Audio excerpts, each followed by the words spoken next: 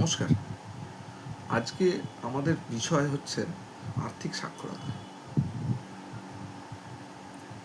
আর্থিক সাক্ষরতা কি এবং এইটা আমাদের জানা দরকার কেন?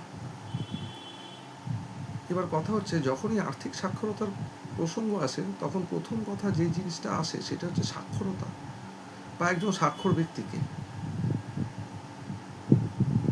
একজন স্বাক্ষর ব্যক্তি হলো বিভিন্ন ডিকশনারি এবং বিভিন্ন অর্গানাইজেশনের যে ডেফিনেশন, সেই হিসাবে একজন স্বাক্ষর ব্যক্তি হলো যে লিখতে পড়তে পারে।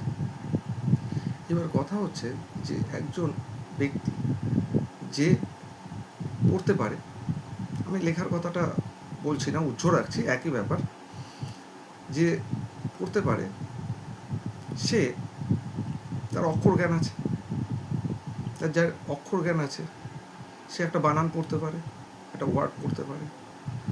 যে একটা ওয়ার্ড পড়তে পারে সে একটা সেন্টেন্স বা একটা বাক্যও পড়তে পারে। এবার যে বাক্য পড়তে পারে সে বিভিন্ন পত্র পত্রিকা, বই, আর্টিকেল সব কিছু পড়তে পারে।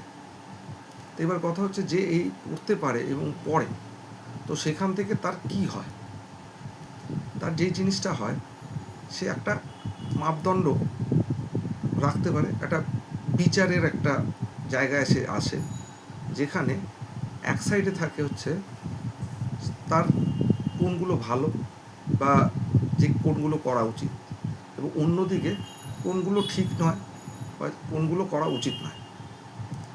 এবার কথা হচ্ছে যে এই যে ঠিক বা ভুল, কোনগুলো করা উচিত বা উচিত নয়, এই জিনিসটা কি দেয়? এই জিনিসটা দেয় একটা শৃঙ্খলা, একটা নিয়মাবর্তিতা, মানে ডিসিপ্লিন ইন লাইফ।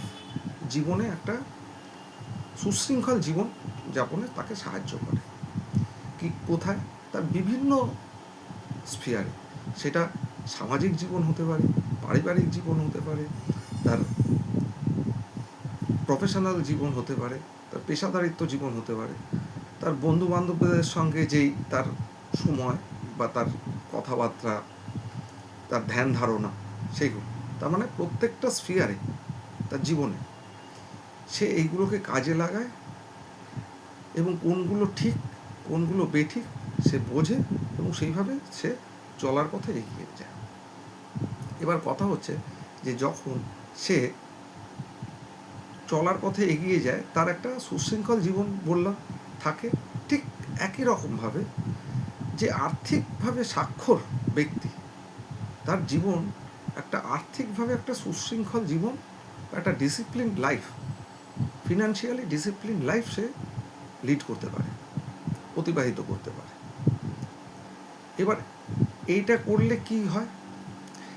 যার অর্থনৈতিক এই সাক্ষরতা জ্ঞান আছে, সে তার আয় এবং ব্যয়ের ভেতরে একটা সামঞ্জস্যতা রাখতে পারে।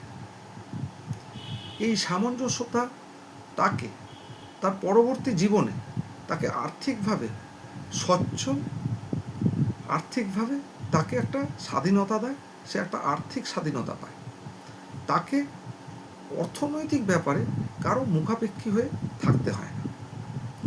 তো এই ব্যাপারটাই আমরা আবার পরের এপিসোডে যাব, আর একটু ডিটেলসে যাব, দেখব যে এইগুলো আমাদের জীবনে কীভাবে সাহায্য করে আমাদের জীবনকে আর্থিকভাবে পরিপূর্ণ করার জন্য।